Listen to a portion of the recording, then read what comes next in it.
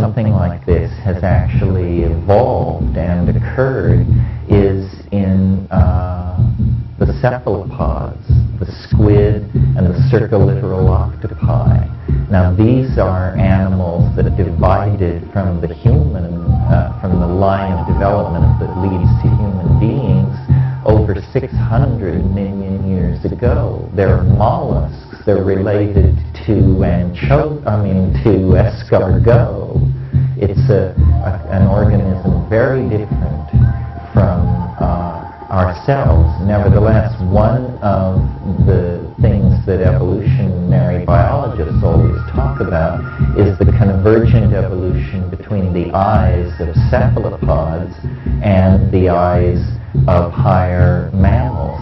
This is because the cephalopods live in an extremely complex visual environment, and in fact they have evolved a form of communication that approximates this visible language that I'm talking about, because these octopi have chromatophores all over the exterior of their bodies. Chromatophores are cells that can change color.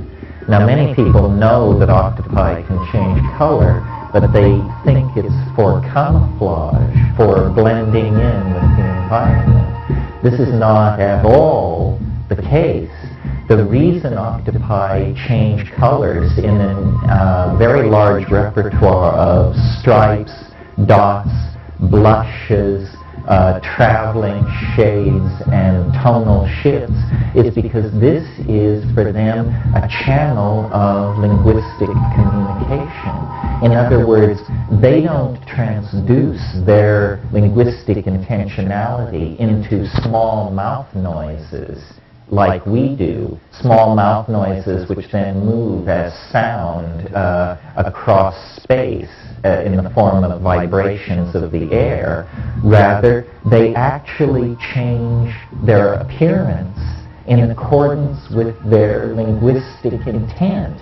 What this boils down to is they physically become their meaning.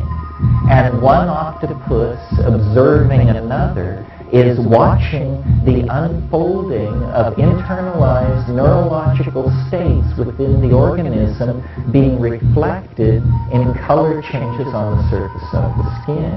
Now, these octopi not only can change their color, because they're soft-bodied creatures, they can also change the texture of their surface from smooth to rugose and folded. They can also, because they are soft-bodied, fold and unfold and reveal and conceal very rapidly different parts of their body. So they're capable of a visual dance of communication that is an extremely dense kind of visual signal.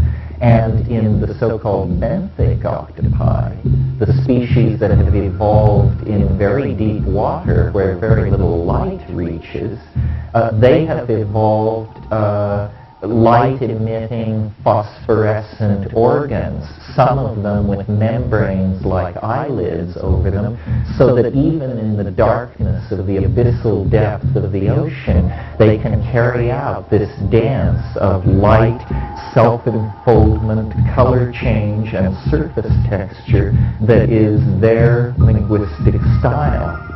In fact, the only way an octopus can experience a private thought is to release a cloud of ink into the water into which it can retreat briefly and hide its mental nakedness from its followers.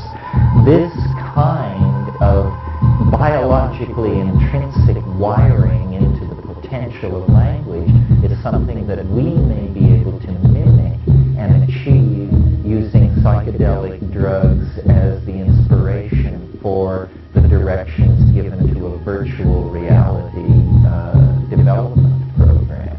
In other words, we might be able to create kinds of visibly beheld syntax that would be the human equivalent of the dance of light, texture, and positioning that constitutes the grammar and syntax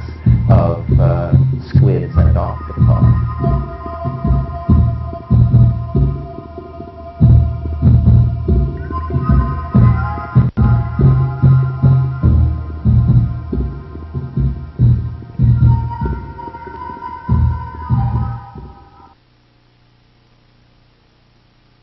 Yes, that's right, because operationally what these psychedelics do is they dissolve cultural conditioning.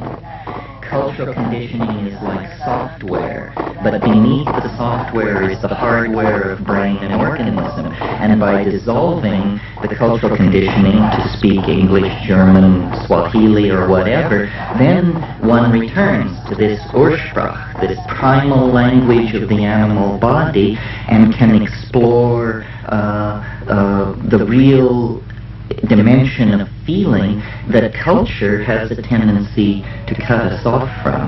Culture replaces authentic feeling with words.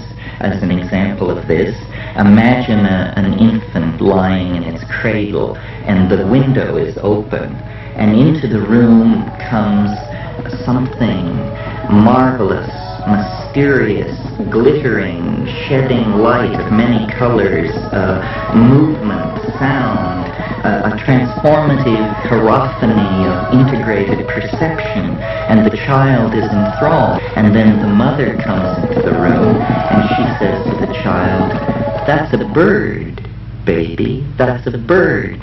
Instantly, the complex wave of the angel, peacock, iridescent, transformative mystery is collapsed into the word. All mystery is gone. The child learns, this is a bird, this is a bird.